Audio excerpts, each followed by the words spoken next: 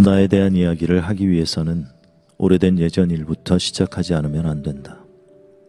될 수만 있다면 더 거슬러 올라가서 내 어린 시절 맨 처음부터, 아니 더 예전에 나의 선조 때의 일부터 시작해야 할 것이다. 작가라고 하는 사람들은 소설을 쓸 때 마치 자기가 하느님이나 된 것처럼 어떤 주인공의 일생을 샅샅이 내다보고 또 알고 있는 채 하는 것이 보통이다. 그리고 제 딴에는 그 주인공의 이야기를 하느님께서 스스로 말씀하실 때처럼 요점을 하나도 빼놓지 않고 독자들 앞에 숨김없이 표현할 수 있을 것이라고 자부하고 있다. 그러나 나로서는 그렇게 할 수가 없다. 왜냐하면 이 이야기는 다름 아닌 내 자신에 관한 것이기 때문이다. 작가라면 누구나 자기의 소설을 소중하게 생각하겠지만 이 이야기는 내게 있어서 특별히 소중하다.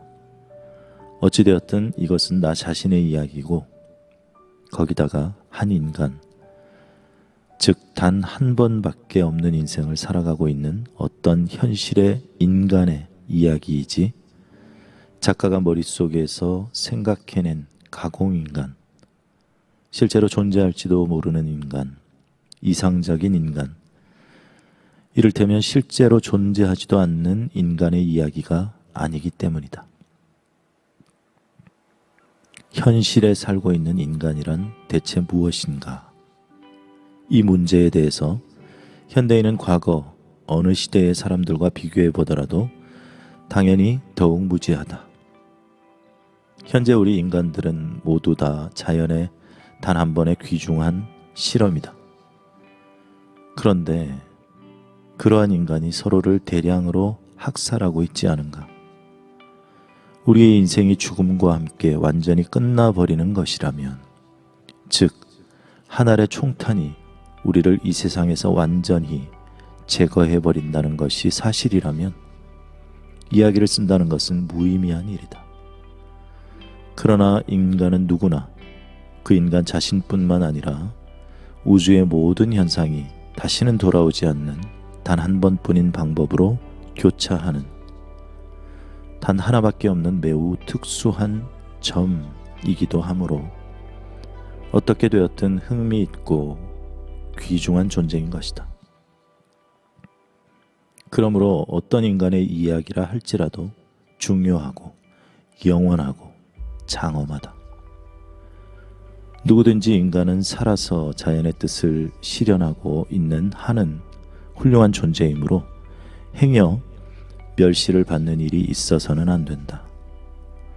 모든 인간은 정신의 일시적인 모습이며 이 세상에 생을 부여받은 자의 고뇌의 한 예이므로 그리스도의 순환은 모든 인간 속에서 되풀이되는 것이다. 오늘날 인간이 무엇인가를 알고 있는 사람은 많지 않다. 그러나 인간이 무엇인가를 감지하고 있는 사람들은 많다. 그 사람들은 다른 사람들보다 편안히 죽어간다. 나도 이 이야기를 다 쓰고 나면 그들과 마찬가지로 좀 더 편안히 죽어갈 것이다. 나는 내 자신을 감히 깨달음을 얻은 사람이라고 생각하지 않는다. 나는 언제나 길을 찾아 모색하는 사람이었고 지금도 그렇다. 그러나 예전과는 달리 지금의 공상의 세계나 책 속에서 찾으려 하지 않고 내 피가 내 마음 속에서 불러일으키는 여러 가지 교훈에 귀를 기울이기 시작하고 있다. 내 이야기는 읽어서 쾌감을 주는 것도 아니고 가공적인 이야기처럼 감미롭지도 않으며 정연하게 조리가 있는 것도 아니다. 이제는 자기 자신을 더 속이지 말자고 생각하는 사람들의 생활이 모두 그러하듯 나의 이야기도 부조리와 혼돈, 거기다 광기와 몽상의 맛을 가지고 있다. 인간의 일생이라는 것은 모두 자기 자신에 도달하기 위한 여정이다. 그것은 크고 넓은 길을 찾아내려는 시도이고 작고 좁은 오솔길의 암시이다. 사람은 이제까지 완전히 자기 자신이 된 적은 없다. 하지만 의식하고 있는 경우와 그렇지 않은 경우의 구별은 있을지언정 누구나 모두 완전한 자기 자신이 되려고 노력하고 있는 것이다. 우리는 모두 원시시대의 점액과 껍질 등 동물의 일원으로서 우리의 출생에 붙어 다니는 온갖 찌꺼기를 죽을 때까지 떨쳐낼 수가 없다. 끝내 인간이 되지 못하고 개울이나 도마뱀, 개미 따위의 단계에서 그대로 죽어버리는 자도 있고 머리는 사람이지만 몸뚱이는 물고기인 자도 있다. 그러나 근본을 따지면 모든 인간은 인간이 되도록 만들어진 것이다. 우리는 모두가 같은 어머니에게서 태어난 같은 신분의 존재이며 모두 같은 심연에서 나온 존재이다. 그러나 한 사람 한 사람이 하나의 실현이며 심연에서 던져진 존재인 우리는 각자 자기만의 목표를 향해 노력한다. 인간은 서로가 이해할 수는 있다. 그러나 각자가 지니는 고유의 뜻을 아는 것은 자기 자신뿐이다. 두 개의 세계. 내가 10살 되던 해 조그만 고향에서 라틴어 학교에 다니던 무렵의 체험에서부터 이야기를 시작하겠다. 그때 생각을 하면 여러 가지 냄새가 코를 찌르고 슬픔과 달콤한 전율 때문에 내 마음은 뒤숭숭해진다. 음침한 골목이나 밝은 집들과 탑, 시계 소리며 온갖 사람들의 얼굴, 따뜻한 분위기와 안락한 방들, 거기다 당장에 유령이라도 나올 것 같은 신비에 쌓인 몇 개의 방들, 그리고 사람의 훈기와 집토끼, 하녀들의 채취가 물씬거렸고 상비약과 말린 과일 냄새가 나던 그 무렵의 일들이 생생하게 떠오른다. 그 무렵의 나에게는 두 개의 세계가 뒤섞여 그 두 개의 극으로부터 낮과 밤이 찾아왔다. 그 하나의 세계는 아버지의 집이었다. 아니, 사실은 더 작은 세계, 내 양침만으로 이루어진 세계였다. 이 세계는 그 대부분이 아주 정든 것으로 아버지와 어머니이자 사랑함과 엄격함이며 모범과 가르침이었다. 이 세계에는 부드러운 빛, 밝음과 깨끗함이 속해 있었고 부드럽고 정다운 이야기와 깨끗이 씻은 손과 말끔한 옷차림, 훌륭한 예의범절이 깃든 곳이다. 아침 찬미가를 부르고 크리스마스를 축하하는 것도 이 세계 속에서였다. 이 세계 속에는 미래로 통하는 똑바른 길이 있으며 의무와 죄, 옳지 못한 생각과 고해, 용서와 선량한 의도, 사랑과 존경, 성서의 말씀과 지혜가 있었다. 티 없이 맑고 깨끗하고 아름답고 질서 있는 멋진 생활을 하기 위해서는 이 세계를 떠나서는 안 된다. 그런데 그동안 다른 하나의 세계가 벌써 우리들 자신의 집안에서 시작되었다. 그것은 앞의 세계와 아주 달랐다. 냄새도 다르고 이야기도 다르며 약속과 요구도 다른 세계였다. 이 두 번째 세계는 하녀와 직공의 세계이며 유령의 얘기와 추문들이 떠도는 세계였다. 거기에는 도살장, 교도소, 주정꾼, 욕지거리하는 아낙네와 새끼를 낳은 암소, 쓰러진 말, 강도, 살인과 자살의 이야기와 같은 괴상하고 유혹적이고 무섭고 수수께끼 같은 일들이 무수히 많았다. 멋있기도 하며 무섭기도 하며 야만적이고 참혹한 여러 일들이 바로 앞에 있는 골목이나 이웃집에서 일어났다.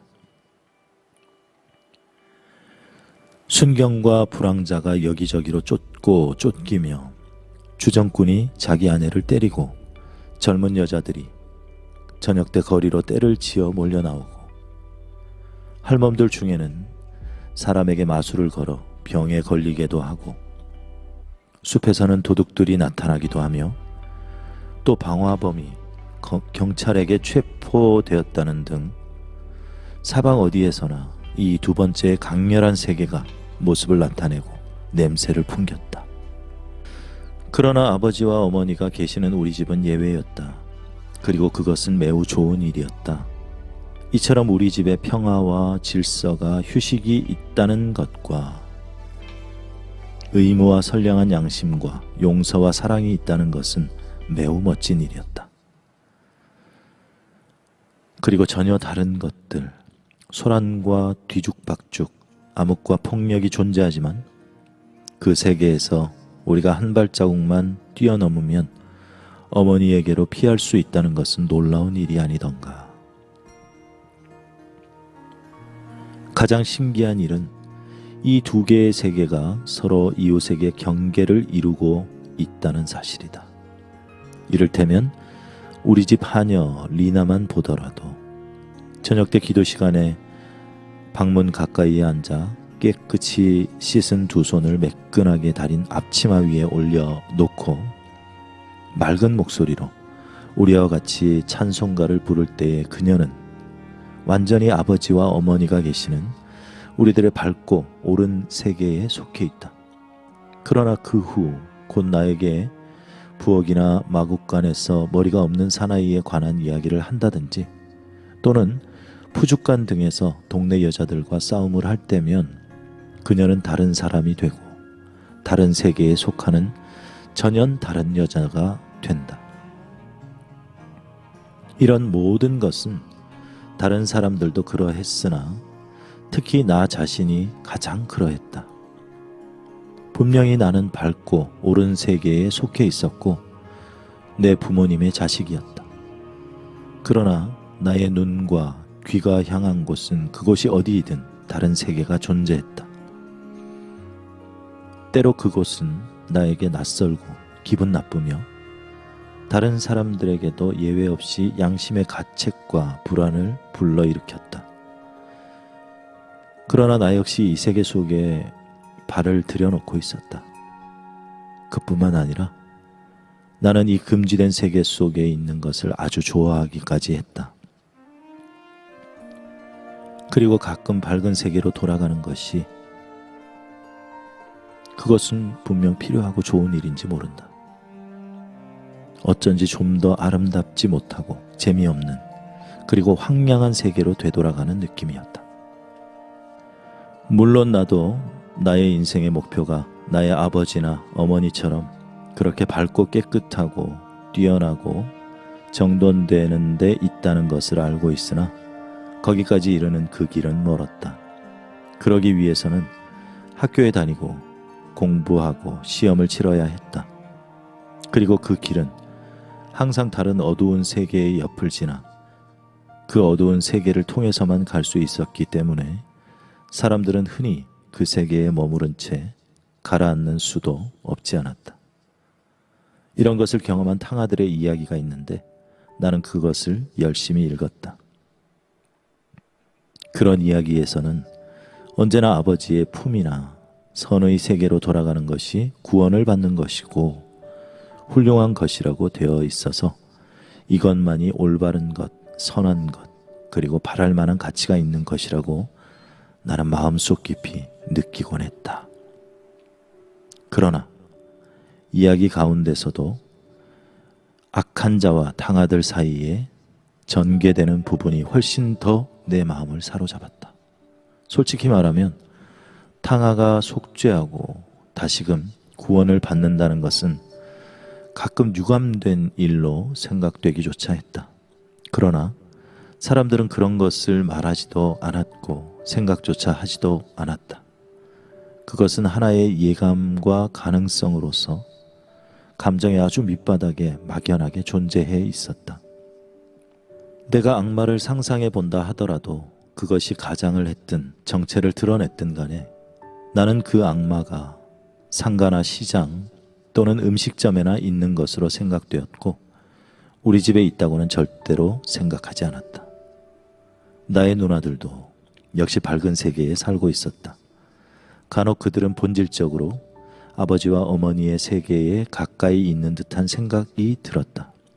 그들은 나보다 선량하였고 예의 바르고 결점이 적었다. 간혹 누이들에게도 작은 결점과 버릇없음이 있었으나 그것이 그렇게 대단한 것이라고 생각되지는 않았다. 그것은 어두운 세계와 가까이 있는 탓에 때때로 악한 자와의 접촉에서 그렇게 무겁고 고통스러운 마음이 되는 나의 경우와는 아주 달랐다. 누나들은 양친과 마찬가지로 아낌받는 존경의 대상이었다.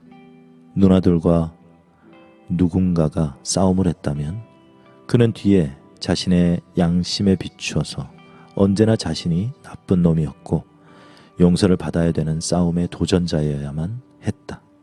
왜냐하면 누나들에 대한 모욕은 곧 양친과 선과 율법을 모욕하는 무례한 짓과 다름없었기 때문이다. 나는 누나들보다는 오히려 타락한 거리의 아이들과 나눌 수 있는 비밀이 있었다. 날씨가 맑고 양심에 꺼림칙한 점이 없는 유쾌한 날에는 누나들과 놀며 선량하고 얌전하게 그들과 같이 있으면서 훌륭하고 고귀한 빛 아래에서 자기 자신을 발견하는 것은 때때로 값있는 일이었다. 내가 천사였다면 그런 날만 계속되었을 것이다. 그것은 우리가 알고 있는 최고의 것이었으며 우리는 크리스마스나 행복과 같은 밝은 음향과 향기에 둘러싸여 천사가 된다는 것은 감미롭고 놀라운 일이라 생각했다. 오, 이런 시간과 날이 온다는 것은 얼마나 드문 일이었던가. 가끔 놀고 있을 때 착하고 악의가 없고 허락된 놀이를 할 때 나는 누나들에게 지나치게 굴고 그들을 싸움과 불행으로 이끌 만큼 정열적이 되기도 하였다. 그리고 그 다음 분노가 치밀어 오르면 나는 홧김에 지나치게 행동하고 말하는데 자신의 그릇됨을 깊은 마음속에 느끼면서도 그렇게 행동하고 말했다. 그리고 후회와 회한의 어두운 시간이 왔다. 다음에는 용서를 비는 고통의 순간이 그리고 그 후에 다시 밝은 빛과 투쟁이 없는 조용하고 고마운 행복이 몇 시간이나 몇 순간 되돌아오는 것이었다. 나는 라틴어 학교에 다니고 있었다. 시장의 아들과 산림청 직원의 아들이 우리 학급에 있었는데 그들은 이따금 나에게 왔다. 그들은 난폭한 소년들이었지만 선량하고 허락된 세계에 속하는 아이들이었다. 그럼에도 불구하고 나는 내가 전에 경멸하던 이웃 소년들인 국민학교 아이들과 가까운 관계를 가지고 있었다. 나는 그들 중 한 아이에 관해서 이야기를 해야겠다. 나는 10살을 넘지 않았던 무렵에 어느 날 방과 후에 이웃의 두 소년과 여기저기를 쏘다니고 있었다. 그때 우리보다 더 키가 크고 힘이 세며 거칠게 생긴 13살쯤 되어 보이는 국민학교 학생인 양복점 아들 프란츠 클로머가 우리에게 다가왔다. 그의 아버지는 주정꾼이었고 그의 가족들은 평판이 좋지 않았다. 나는 이 프란츠 클로머를 잘 알고 있어서 그가 두려웠기 때문에 우리가 그를 만났을 때 기분이 좋지 않았다. 그는 벌써 어른 티를 냈고 젊은 공장 직공의 걸음걸이와 말투를 흉내냈다. 그의 지시에 따라 우리는 다리 옆 강둑으로 내려가 사람들의 눈에 띄지 않게 첫째 번 다리 기둥 아래 숨었다. 아치형 다리의 벽과 천천히 흐르는 강물 사이에 있는 좁은 강둑에는 유리조각, 쓰레기, 파편, 넝마, 녹슨 철사, 뭉치, 그 밖에도 다른 더러운 쓰레기들이 많았다. 간혹 쓸만한 물건이 눈에 띄기도 했다. 우리는 프란츠 클로머의 명령에 따라 그 지역을 샅샅이 찾아보고 우리가 발견한 것을 그에게 보여주었다. 그러면 그는 그것들을 주머니에 집어넣든가 그렇지 않으면 강물에 내던졌다. 그는 우리에게 납이나 노쇠, 아연으로 된 물건이 있는가를 주의해서 보라고 명령했다. 그는 이런 것 말고도 플라스틱 빗까지도 받아 넣었다. 나는 프란츠 클로머와 같이 있는 것이 매우 불안하였다. 이 사실을 아버지가 아신다면 당장 교제를 끊게 할 것이라는 생각 때문이 아니라 나 자신이 프란츠에 대해 더 불안을 느꼈기 때문이다. 그러나 나는 그가 다른 애들과 함께 친구로 나를 취급해 주는 것이 기뻤다. 내가 그와 함께 있기는 이것이 처음이었다. 그는 명령했고 그것이 오래전부터 내려온 습관인 것처럼 우리는 명령대로 복종했다. 우리는 땅바닥에 앉았다. 프란츠는 강물에 침을 뱉었다. 그는 어른처럼 보였다. 그는 이새로 침을 뱉어 그가 원하는 장소에 떨어뜨렸다. 이야기가 시작되자 소년들은 학생들이 할 만한 용감한 행동이나 나쁜 장난에 대해서 자랑했고 위대한 행동처럼 뽐냈지만 나는 잠자코 있었다. 나의 침묵이 오히려 남의 눈을 끌어 프란츠를 썩나게 하지는 않을까 하고 나는 두려웠다. 두 친구들은 처음부터 나 따위는 거들떠보지도 않고 프란츠에게 붙어 있었다. 그들 사이에서 나는 다른 세계의 사람이었다. 그들에게는 나의 옷과 행동부터가 도전적이라는 것을 느꼈다. 라틴어 학교 학생이며 양갓집 자식인 나를 프란츠가 좋아할 리가 없었고 다른 아이들도 일이 벌어지면 곧 나를 거들떠보지도 않으리라는 것을 나는 잘 알고 있었다. 마침내 나도 불안스러운 나머지 이야기를 시작했다. 나는 어마어마한 도둑의 이야기를 꾸며내고 나를 그 주인공으로 만들었다. 모퉁이 물방앗간 옆에 있는 과수원에서 나는 동급생들과 라이네트와 황금빛 나는 파르메네와 같은 최고 품종의 사과를 훔쳤다고 말했다. 이처럼 이야기를 꾸민 것은 순간적인 위험으로부터 벗어나야겠다는 마음에서였는데 이야기가 잘 되고 말도 술술 흘러나왔다. 혹시 이야기가 빨리 끝나 더욱 곤란한 처지가 될까봐 나는 온갖 노력을 기울였다. 친구 한 명이 나무에 올라와 사과를 따서 던지는 동안 우리 중에 한 친구는 계속 망을 봐야 했으며 사과를 담은 부대가 너무 무거워 반은 쏟아놓고 반 시간쯤 뒤에 다시 와서 그것까지도 모두 가져갔노라고 이야기했다. 내 이야기가 끝났을 때 박수라도 칠 것을 기대했으며 마지막엔 열이 올라 그 이야기에 스스로 도취되었다. 두 아이는 기대에 차서 침묵하고 있었으나 프란츠 클로머는 교활하게 실눈을 뜨고 뚫어져라고 나를 쳐다보더니 위협하듯 물었다. 정말이냐? 물론이지. 나는 대답했다. 틀림없는 사실이란 말이지? 물론 사실이야. 하고 나는 고집스럽게 딱 잘라 말했지만 속으로는 불안으로 숨이 막힐 지경이었다. 맹세할 수 있니? 나는 좀 겁이 났지만 곧 그렇다고 대답했다. 그렇다면 천지신명께 걸고 오라고 말해봐. 천지신명에 걸고 하고 나는 말했다. 좋아. 하더니 프란츠는 얼굴을 돌렸다. 이제 이것으로 모든 일이 다 잘 되어 가는구나 생각한 나는 프란츠가 조금 있다가 일어나 집으로 향하자 기뻤다. 우리가 다리 위로 올라왔을 때 나는 이제 집으로 가야 된다고 겁먹은 어조로 말했다. 그렇게 서두를 건 없잖아. 하고 프란츠는 웃으며 말하고는 우리는 가는 길이 같거든 하고 덧붙였다.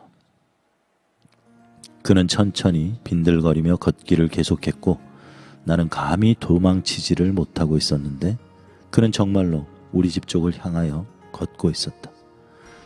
우리가 집 앞에 다다라서 우리 집 문들과 뭉툭한 노쇠의 손잡이들과 창문에 비친 햇볕과 어머니 방의 커튼을 보았을 때 나는 깊이 안도의 한숨을 내쉬었다.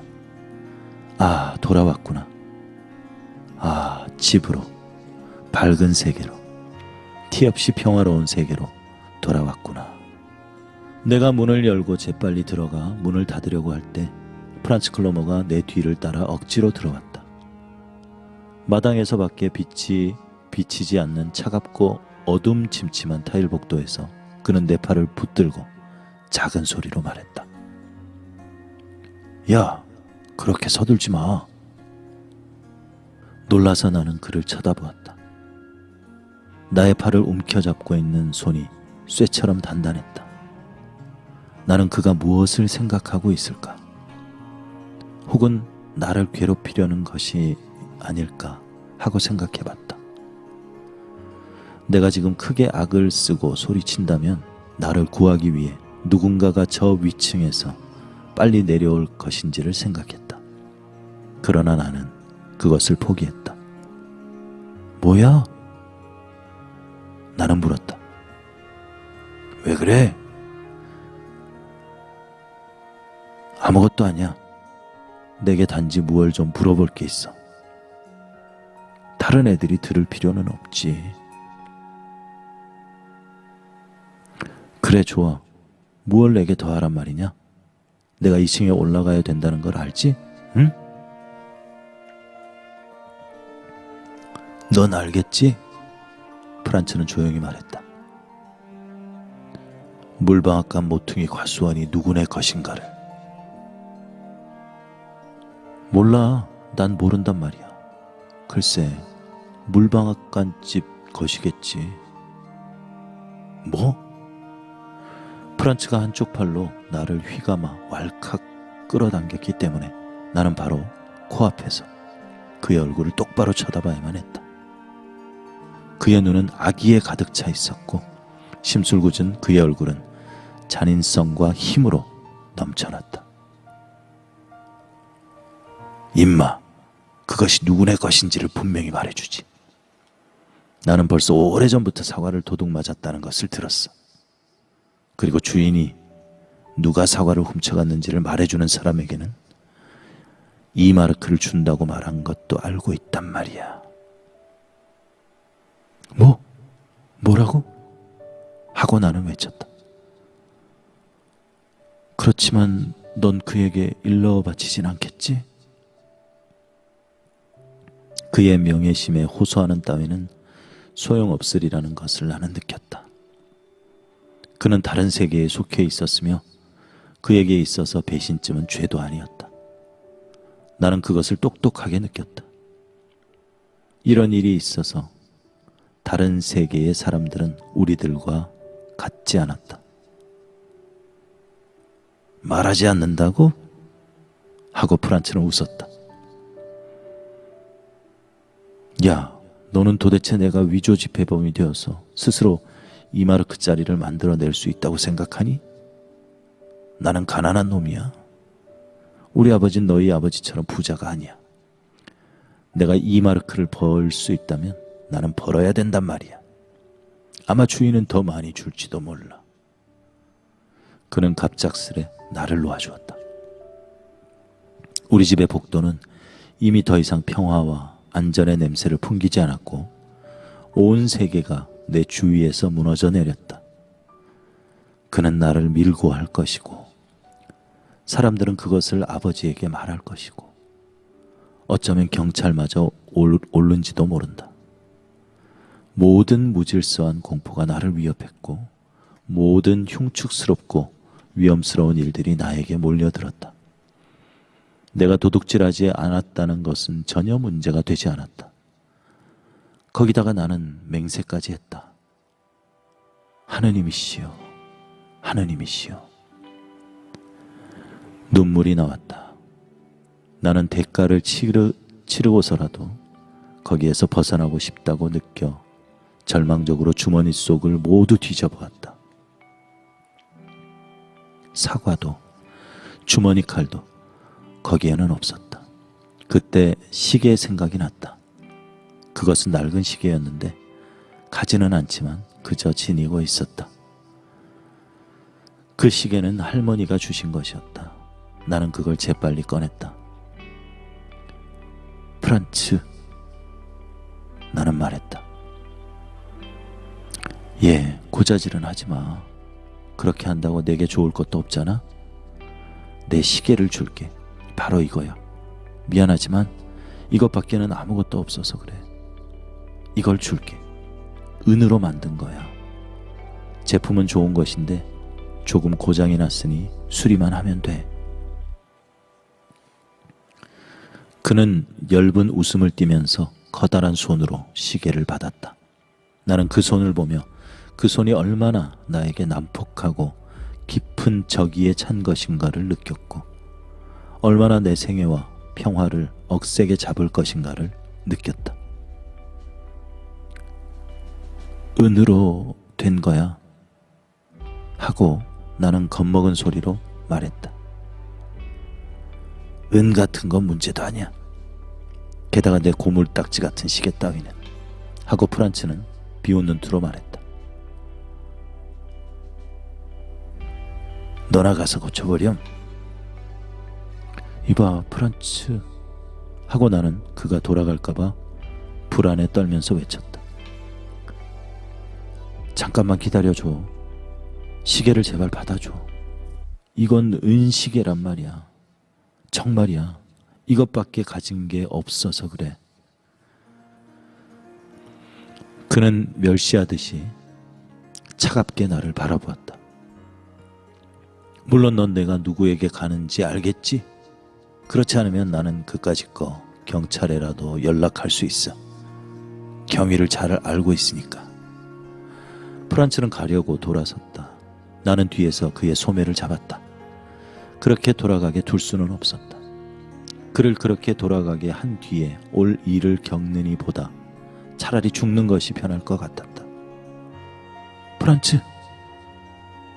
나는 흥분해서 쉰 목소리로 간청했다. 그런 어리석은 짓을 제발 그만둬. 응? 그건 농담이지?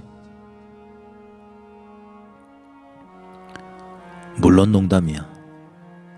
그러나 내게는 그게 좀 비쌀걸? 제발 내가 뭘 해야 되는지 말해줘. 뭐든지 할게. 그는 교활한 눈을 뜨고는 나를 살펴보고 웃었다. 별것 아니야. 프란츠는 사뭇 친절이라도 베풀 듯이 말했다. 너도 잘 알겠지만 나는 2마르크를 벌 수 있어. 그런데 내가 알다시피 나는 그걸 마다할 부자는 아니란 말이야. 그렇지만 넌 부자야. 시계까지 있잖아. 나에게 2마르크만 주면 모든 일은 잘 될 거야. 나는 그 이치를 알 수 있었다. 그러나 2마르크라니. 그것은 나에게 있어서 10마르크나 100마르크 또는 1000마르크나 마찬가지로 거액으로 구할 수 없는 금액이었다. 나는 돈이 한 푼도 없었다. 어머니 방에 있는 저금통에는 아저씨가 오셨을 때나 그와 비슷한 기회에 생긴 10페니히와 50페니히짜리가 몇 개인가 들어있긴 했지만 그 밖에 나는 돈이라고는 가지고 있는 것이 없었다. 내 나이에는 따로 용돈을 받지 못했다.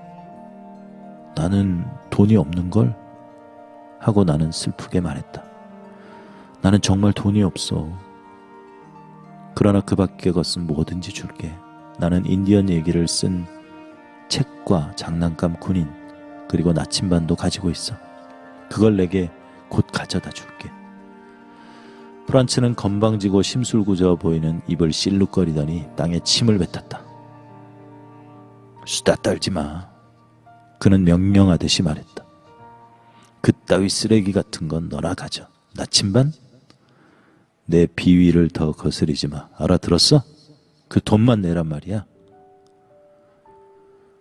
그렇지만 나는 돈이 한 푼도 없는 걸. 또 돈을 얻을 수도 없어. 어쩌면 좋지? 그렇다면 내일이라도 좋으니 2마르크를 가져와라. 학교가 끝난 다음 저 아래 시장에서 기다릴게. 이제 얘기는 끝났어. 만약 돈을 가지고 오지 않으면 그땐 각오해. 알겠어. 그렇지만 어디서 그걸 구하지? 만약 돈을 구하지 못하면 어떡하지? 그건 내 사정이지. 너희 집에는 돈이 얼마든지 있잖아. 그럼 내일 학교 끝난 뒤 한 번만 더 말해두지만 만약 안 가지고 오면? 하고 말한 프란츠는 무서운 시선으로 나를 쳐다보고는 다시 한번 침을 뱉고 그림자처럼 사라져갔다. 나는 계단으로 올라갈 용기가 나지 않았다. 나의 생활은 이제 엉망이 되었다. 나는 집을 나와 다시는 돌아오지 않거나 물에 빠져 죽고 싶다는 생각도 했다. 그렇지만 이런 생각을 뚜렷하게 계획을 세운 것은 아니었다. 나는 어둠 속에서 제일 아래 계단 위에 몸을 웅크리고 앉아서 닥쳐올 불행 때문에 몸을 떨고 있었다. 리나가 바구니를 들고 장작을 가지러 가다가 거기서 울고 있는 나를 발견했다. 나는 리나에게 2층에 가서 아무 말도 하지 말라고 당부하고 나서야 올라갔다. 유리문 곁에 옷걸이에는 아버지의 모자와 어머니의 양산이 걸려 있었다. 이러한 모든 것에서 나의 집이라는 생각과 부드러움이 나에게 홍수처럼 밀어닥쳤다. 탕아가 고향에 돌아와서 옛 고향집의 방을 보고 냄새를 들이마실 때처럼 내 마음을 기원하면서 또한 감사하면서 그런 물건들에 대한 인사를 했다. 그러나 그 모든 것은 지금에 와서는 내 것이 아니었다. 그 모든 것은 아버지와 어머니의 밝은 세계였다. 나는 깊은 죄에 가득 차서 낯선 물결 속에 가라앉았고 모험과 죄에 휘말려들어 적에게 위협을 당하고 위험과 불안과 모욕이 기다리고 있었다. 아버지의 모자와 어머니의 양산, 매끈하고 좋은 자갈로 된 바닥, 현관의 신발장 위의 그림, 안방에서 들려오는 누나들의 목소리, 이 모든 것은 어느 때보다도 더욱 사랑스럽고 부드럽고 정다웠으나 더 이상 위로가 되지 못했다. 오히려 그런 것들을 비난을 뜻하는 것일 뿐이었다. 이 모든 것은 더 이상 나의 것이 아니었으며 나는 그것의 명랑함과 평온함에 참여할 수 없었다. 내가 얼마나 많은 공포를 가졌었나 하는 것은 내가 오늘 이 방에 가지고 온 것에 비하면 그런 것은 하나의 장난거리요 농담에 지나치 않았다. 다시 아유 자꾸 이렇게 발음을 잘못해가지고 자꾸 다시 녹음을 하고 있어요. 네. 나는 그것의 명랑함과 평온함에 참여할 수 없었다. 내가 얼마나 많은 공포를 가졌었나 하는 것은 내가 오늘 이 방에 가지고 온 것에 비하면 그런 것은 하나의 장난거리요 농담에 지나지 않았다. 가까이 다가온 운명 앞에서는 어머니조차 나를 보호할 수 없고 그것이 무엇인지를 알 수도 없는 손을 나에게 내밀고 있었다.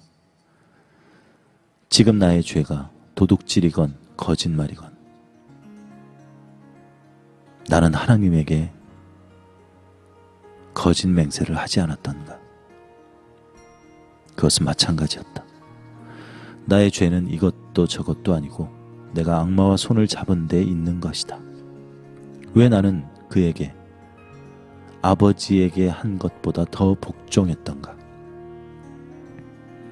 왜 나는 이야기를 거짓으로 꾸며 말했던가? 왜 나는 그것이 영웅적 행위인 듯이 그런 범죄를 뽐냈던가? 지금 악마는 내 손을 꽉 잡고 놓지 않았으며 적은 나의 뒤로 바싹 다가오고 있었다. 잠시 동안 나는 내일에 대한 공포가 아니라 무엇보다도 나의 길은 지금부터 저 아래로 그리고 어둠 속으로 빠져들게 되었다는 무서운 사실을 느꼈다. 나는 확실히 내 잘못에 새로운 잘못이 따르리라는 것과 나의 형제 자매들 앞에 아무렇지도 않은 것처럼 나타나고 양친에게 인사와 키스를 하더라도 그것은 거짓이라는 것. 또 나의 마음속에 숨어있는 운명과 비밀을 지니고 다닌다는 것을 분명하게 느꼈다. 아버지의 모자를 보았을 때 나의 마음속에는 신뢰와 희망이 타올랐다. 나는 아버지에게 모든 것을 이야기하고 아버지의 심판과 형벌을 받고 아버지를 나의 구원자로 삼으리라고 생각했다.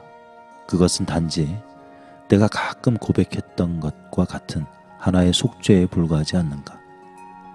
멋쩍고 거북스런 시간을 보내고 후회하는 모습을 나타내어 용서를 비는 것에 불과한 것이다. 이와 같은 생각이 감미롭게 다가왔고 내 마음을 유혹했다. 그러나 그것은 소용이 없었다. 나는 내가 그런 일을 하지 않으리라는 걸 알고 있었다. 나는 비밀을 가졌고 그 비밀을 나 혼자만이 해결할 수밖에 없음을 나는 알고 있었다. 나는 지금 확실히 행악의 기로에 서 있으며 아마 이 시간부터 영원히 악의 세계에 속하고 악한 자들과 같은 비밀을 나누고 그들에게 잡혀서 복종하고 그들과 같이 악한 자가 되지 않으면 안 될 것이다. 나는 어른의 행동과 영웅의 흉내를 냈고 이제 그 행동의 결과를 나 스스로 수습하는 길밖에는 도리가 없었다. 방 안에 들어갔을 때 아버지께서 젖은 구두에 대해 야단치신 것은 오히려 잘된 일이었다. 그리고 방향을 돌려서 아버지가 나쁜 일을 눈치채지 못했으므로 나는 또 속으로 그것을 더 나쁜 일과 관련시킴으로써 아버지의 꾸중을 참을 수가 있었다. 그때 내 마음속에서 야릇한 새로운 감정이 번쩍 떠올랐다. 그것은 갈고리 같은 반항으로 충만한 심술궂은 예리한 감정이었다. 내가 아버지보다 우월하다고 느끼다니. 한동안 아버지가 아무것도 알지 못하는 데 대해 순간적으로 일종의 경멸감을 느꼈고 젖은 신에 대한 꾸중은 나에게 있어서는 사소한 일로 생각됐다. 만약 아버지가 이 사실을 아신다면 나는 생각했다. 그리고 살인했음을 고백해야 되는데 훔친 빵을 가지고 신문당하는 범죄자처럼 생각되었다. 그것은 저주스러운 좋지 않은 감정이었으나 강렬했고 깊은 매력을 가지고 있었다. 그것은 어떤 다른 생각보다도 나를 사슬로 비밀과 죄에 더욱 단단히 묶어 놓고 있었다. 아마 지금쯤 클로머는 경찰서에 가서 나를 고발하고 있을는지도 모른다. 사람들이 여기서는 모두 나를 어린애처럼 보고 있는데 내 머리 위에서는 뇌우가 일어나고 있는 것이라고 나는 생각했다.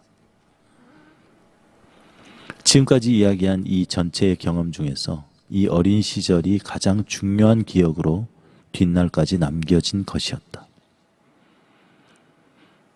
이것은 아버지의 성스러운 세계와 나 사이에 생긴 최초의 틈이었고 나의 어린 시절을 의지하고 있던 기둥의 금이 갔음을 뜻하는 것이었다. 그런 기둥은 모든 인간이 자기 자신이 되기 위해서는 먼저 파괴당하지 않으면 안 되었다. 아무도 보지 못한 이러한 경험으로부터 우리들의 운명의 내적이며 본질적인 선이 이루어지는 것이다. 그런 금과 틈은 메워지고 아물고 잊혀지지만 아무도 모르는 깊은 마음 속에는 여전히 살아남아 계속해서 피를 흘리는 것이다. 나 자신은 이 새로운 감정에 대해 공포를 느꼈고 아버지께 사죄하기 위해서 그의 발 위에 엎드려 키스하고 싶었다. 그러나 본질적인 것은 용서를 비는 일만으로 끝나는 것이 아니다. 이런 것은 삼척동자라도 많은 현인들과 같이 충분히 깊이 느꼈고 잘 알고 있는 것이다. 나는 내 문제를 생각해보고 내일에 대한 대비책을 궁리할 필요성을 느끼고 있었다. 그러나 나는 그것을 생각할 수 없었다. 나는 그날 밤 내내 단지 변화된 우리 집 거실의 분위기에 익숙해진 것이 고작이었다. 벽시계와 책상, 성경과 거울, 책꽂이와 벽의 그림은 마치 나에게 이별을 고하는 것 같았다. 나를 얼어붙은 듯한 심정으로 나의 세계와 훌륭했고 행복했던 지금까지의 생애가 과거의 것이 되고 나에게서 분리되어 나가는 것을 보고 있어야만 했다. 나는 빨아들이는 새 뿌리를 갖고자 어둠 속 미지의 세계에 닻을 내리고 고착되어 있다는 것을 느껴야만 했다. 처음으로 나는 죽음을 맛보았다. 그 죽음의 맛은 씁쓸해했다. 왜냐하면 죽음은 탄생이고 새 삶에 대한 두려운 불안과 근심, 걱정이었기 때문이었다. 드디어 침대에 누웠을 때 나는 기뻤다. 그보다 앞서 마지막 시련으로서 기도를 드렸고 그때 우리가 부른 찬송가는 내가 가장 좋아하는 것 중에 하나였지만 나는 같이 노래 부를 수 없었다. 모든 음조는 나에게 있어서 쓰디쓴 독이었다. 아버지가 우리 모두에게 축복을 내려 주옵소서 하고 기도를 끝마쳤을 때 나는 함께 기도하지 않았으며 그때 나는 몸에 경련이 일어나기라도 한 듯 가족으로부터 자리를 떠났다. 은총이 깊으신 신은 그들 모두와 함께 있었으나 나와는 이미 함께 있지 않았다. 피곤으로 차가워진 몸을 이끌고 나는 밖으로 나왔다. 침대에 누워있는 동안은 따뜻함과 안도감이 충만한 사랑으로 나를 감싸주었다. 그러나 나의 가슴은 다시 불안 속에서 공포에 쌓여 불을 찾아 헤매는 부나비처럼 지난 일의 주위를 맴돌았다. 어머니는 언제나처럼 내게 밤 인사를 하고 나가셨다. 그런데도 어머니의 발자국 소리가 아직도 들렸으며 불빛이 문틈으로 비쳐 들어왔다. 그때 어머니가 다시 한번 되돌아올 것 같이 느껴졌다. 어머니는 나의 일을 눈치채고 나에게 키스하시면서 친절하게 부드러운 말씨로 물을 것이다.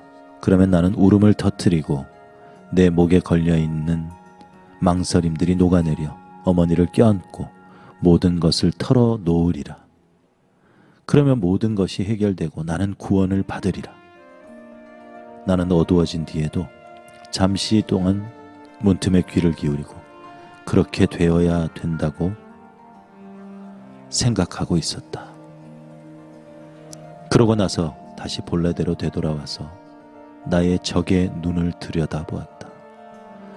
나는 그를 분명히 보았는데 한쪽 눈을 사악하게 뜨고 입은 야비한 웃음을 띠고 있었다. 내가 그를 바라보고 마음속에 그 피할 수 없는 일을 되씹고 있는 동안 그의 몸집은 점점 커지고 보기 흉하게 되어갔다. 아기에 찬 그의 눈은 악마처럼 빛났다. 그는 내가 잠들 때까지 내 옆에 꼭 달라붙어 있었으나 그에 관한 꿈도 오늘 일에 관한 꿈도 꾸지 않았다. 오히려 휴일날 온 가족과 보트를 타고 여행하는 꿈을 꾸었는데 평화와 광채가 우리를 둘러싸고 있었다. 밤중에 나는 잠에서 깨어나 그때까지도 축복의 여운을 느꼈으며 햇빛에 빛나는 누나들의 하얀 옷이 눈에 아물거리고 있었다. 그러는 동안 어느덧 낙원으로부터 현실로 되돌아왔고 나의 적이 심술궂은 눈을 하고 맞은편에 서 있었다. 이튿날 아침 어머니께서 빠른 걸음으로 들어와 시간이 너무 늦었잖니? 하시며 왜 아직도 누워있느냐고 큰 소리로 외쳤을 때 나는 안색이 좋지 않았다. 어머니가 어디 아프냐고 물었을 때 나는 그만 토하고 말았다. 그러고 나니 다소 편안해진 것 같았다. 나는 대체로 대단치 않은 병에 걸리는 것을 좋아하는 편이었다. 그때는 차나 마시며 오전 내내 누워있을 수 있어 좋았다. 또 어머니가 집안 청소하는 소리와 리나가 바깥 현관에서 생선 장수와 주고받는 소리를 듣는 것을 좋아했다. 수업을 빼먹은 오전은 무엇인가 매혹적인 것, 옛날 이야기에 나오는 세계와 같은 뭔가가 있었다. 그래서인지 방 안에 비치는 햇빛은 학교에서 볕을 막으려고 커튼을 치는 그런 햇빛과는 달랐다. 그러나 그런 것까지도 오늘은 향기가 없었고 왠지 모르게 거짓된 울림 같기만 하였다. 그래, 차라리 내가 죽는다면. 그러나 가끔 그러했듯이 지금 몸이 조금 아픈 것으로는 나의 현실에 아무런 도움이 되지 않았다. 그것은 나를 학교에 가지 않게는 해주었으나 결코 11시에 시장에서 나를 기다리는 클로머로부터 보호해 주지는 못하였다. 어머니의 친절도 이번에는 위안이 되어주지 않았을 뿐 아니라 오히려 짐스럽고 고통스러웠다. 나는 곧 다시 잠자는 채 하며 여러 가지 궁리를 해보았으나 모든 것이 소용이 없었다. 11시에는 시장에 가야만 했다. 그래서 10시쯤 천천히 일어나 다시 괜찮아졌다고 말했다.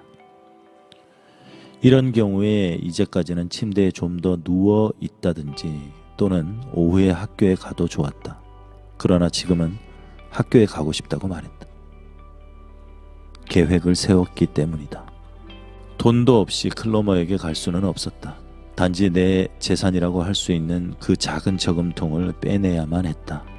그 속에는 충분한 돈이 있지 않다는 것을, 또 클로머에게 가져갈 돈이 되지 않는다는 것을 나는 잘 알고 있었다. 그러나 없는 것보다는 좀 낫고 액수가 적어도 클로머를 달래놓기라도 해야만 된다는 기분이었다.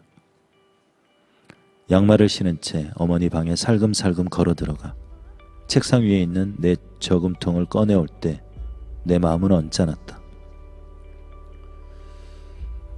그러나 그것은 어제 일만큼 기분이 나쁘지는 않았다. 단지 가슴이 뛰고 숨이 막히는 듯 했다. 나는 계단 아래층에 내려와서야 비로소 저금통을 살펴보았는데 자물쇠로 잠겨 있음을 알았다. 그러나 잠긴 저금통을 깨트리는 것은 매우 쉬워 문제가 되지 않았다. 사각으로 된 얇은 생철통을 잘라내기만 하면 되었다. 그러나 저금통의 생철을 잘라낸다는 것은 그것으로서 도둑질을 하는 것이기 때문에 고통스러운 일이었다. 이제까지 나는 단지 과자나 과일 따위를 훔쳐먹는 일은 있었다. 그러나 지금은 내 자신의 것이긴 했지만 나는 돈을 훔친 것이다.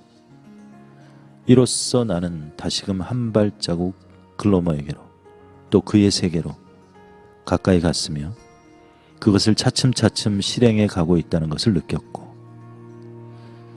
그것에 대해 저항하려고 해보았다. 그러나 지금에 와서 어떤 나쁜 결과로 끝날지라도 되돌아설 수는 없었다. 나는 불안스러운 마음과 떨리는 손으로 그 돈을 세어보았다. 저금통 속에서는 꽉 찬 듯이 요란한 소리가 났는데 지금 손안에 든 것은 눈물이 날 정도로 적었다. 66페니히밖에 되지 않았다. 빈 저금통은 아래층 복도에 감추고 돈만 손에 움켜쥐고 집을 나섰는데 이제까지 이 문을 드나들 때와는 기분이 아주 달랐다. 위에서 누군가가 나를 부르는 것 같아 급히 달려나왔다. 11시까지 시간이 좀 남아서 이리저리 길을 돌아 보통 때와는 다르게 보이는 도시의 골목을 빠져나와 아직 본 적이 없는 멀리 떠있는 구름 아래서 나를 보고 있는 것 같은 집 옆을 거쳐 나를 의심하고 있는 듯한 사람들 옆을 지나갔다. 도중에 나의 학급 친구 하나가 언젠가 시장에서 $1를 주었다는 생각이 떠올랐다. 가능하다면 하느님이 기적을 베풀어 주셔서 나도 그런 횡재를 할 수 있도록 해 주십사 기도를 드리고 싶었다. 그러나 나는 기도할 자격도 없었다. 기도를 한다 해도 저금통이 다시 본래대로 될 수는 없다고 생각했다. 프란츠 클로머는 멀리서도 나를 알아보았다. 그는 아주 천천히 나를 향해 걸어왔는데 나에게 별로 관심이 없다는 듯한 표정을 지었다. 가까이 왔을 때 그는 나에게 자기를 따라오라고 명령하는 듯한 눈짓을 보내고는 한 번도 돌아보지 않고 천천히 걸음을 옮겨 밀집히 쌓인 좁은 길을 걸어 내려가서 다리를 건너 변두리에 새로 건축 중인 집 앞에서 멈췄다. 오늘은 쉬는지 일을 하지 않고 있고 대문과 창문이 없이 벽만 앙상하게 서 있었다. 클로머는 주위를 살핀 다음 문 안으로 들어갔다. 나도 따라 들어갔다. 클로머는 벽 뒤로 가더니 나에게 눈짓을 하고는 손을 내밀었다. 돈 가지고 왔니? 그는 쌀쌀한 말투로 물었다. 나는 꼭 움켜쥔 손을 주머니에서 꺼내 돈을 그의 편편한 손바닥에 쏟아놓았다. 그는 마지막 5페니짜리가 아직 소리를 내고 떨어지기 전에 그것을 세기 시작했다. 65페니이구나. 그는 말하고 나를 바라보았다. 응. 나는 멋쩍고 겁에 질린 표정으로 말했다. 내가 가진 전부야. 그게 너무 적다는 건 나도 알아. 그렇지만 이것밖에 가진 게 없어. 좀 더 똑똑한 줄 알았더니 클로머는 상상외로 부드럽게 타이르는 말씨로 나를 나무랬다. 신사들 사이에서는 질서가 있어야지. 내가 네게서 옳지 않는 것은 아무것도 받으려 하지 않는다는 것을 너는 알 거야. 이따위 돈 정도라면 필요 없어. 다른 사람이 너도 누군지 알겠지만 값을 깎으려고 하진 않을 거야. 그 사람이 지불해 주겠지. 그렇지만 나는 지금 더 이상 가진 게 없는 걸. 이것은 내가 푼푼히 저금한 돈이야. 그건 내 사정이야. 난 알 바 아니야. 그러나 나는 너를 불행하게 만들고 싶지는 않아. 너는 나에게도 아직 1마르크 35페니히의 빚이 있어. 언제 그걸 받을 수 있지? 응, 꼭 갚아줄게, 클로머. 지금 당장은 말할 수 없지만 아마 곧 더 구할 수 있을 거야. 내일이나 모레쯤? 내가 이런 일을 우리 아버지에게 말할 수 없다는 것은 너도 알겠지? 그건 나와 관계없는 일이야. 나도 너를 해칠 생각이 있는 건 아니야. 나는 그 나머지 돈을 오전 중에 받을 수 있었으면 해. 너도 알지만 난 가난해. 너는 좋은 옷을 입었고 점심 때면 나보다 좋은 음식을 먹을 수가 있어. 그러나 더 이상 말하지 않겠어. 좀 더 기다려줄게. 모레 오후에 휘파람을 불 테니 그때 꼭 가져와. 너는 내 휘파람 소리를 잘 알지? 이렇게 말한 클로머는 내게 휘파람을 불어 보였는데 자주 들어본 휘파람 소리였다. 그래 하고 나는 말했다. 알겠어. 나 같은 것은 자기의 친구가 아니라는 듯이 클로머는 가버렸다. 우리 둘 사이에는 용무가 있었을 뿐 더 이상 아무것도 없었다. 지금도 갑자기 클로머의 휘파람 소리를 다시 듣게 된다면 깜짝 놀라게 될 것이라고 나는 생각한다. 나는 그때부터 자주 이 휘파람 소리를 들었고 내내 귓가에 들려오는 것 같았다. 어떠한 곳에서도 놀 때도 생각할 때도 이 휘파람 소리가 따라다니지 않는 곳은 없었다. 나는 이 휘파람 소리의 노예가 되었고 그것은 이미 나의 운명이었다. 때로 단풍이 든 가을 오후에 내가 대단히 좋아하는 꽃밭이 있는 우리 집을 다시 나는 이 휘파람 소리의 노예가 되었고 그것은 이미 나의 운명이었다.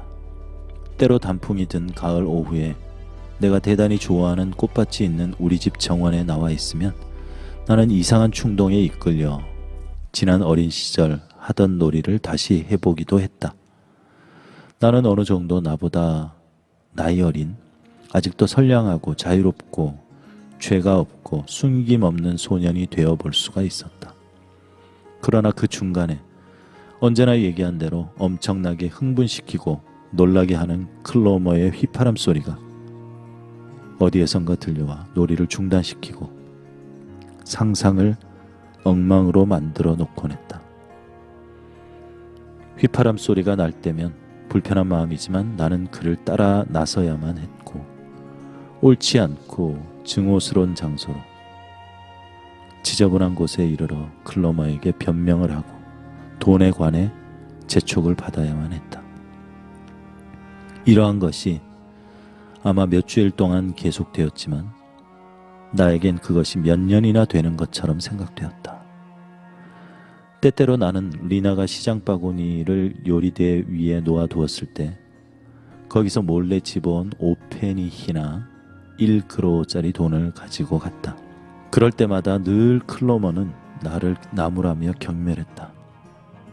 나는 그를 속이는 사람이며 그의 훌륭한 권리를 빼앗으려는 사람이었고 불행하게 만들려는 사람이었다.